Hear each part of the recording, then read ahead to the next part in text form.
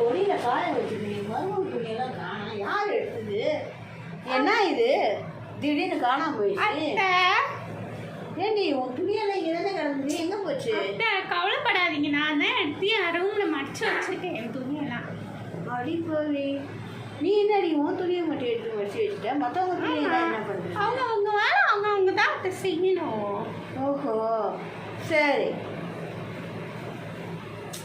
சரி அத்தை, விடுங்க எல்லாம் விடுங்க. இருக்கட்டும். இப்போ வருவான்ல, நான் எல்லாத்தையும் சாப்பிட்டு கவுத்துட்டேன்ல. அத்தை என்ன சாப்பாடு அத்தை? மீன் குழம்பு வச்சேம்மா. சரி அத்தை, நான் சூப்பராக பெரிய மீனாக வாங்கி குழம்பு வச்சேன், வறுத்தேன், சாப்பிட்டேன். நான் உள்ள போய் பார்த்து சாப்பிட்டு வருவா. அத்தை பின்னாடி கட்டிடுற. என்ன அத்தை, அங்கே சோறே இல்லை? ஆமாம், நீ தானே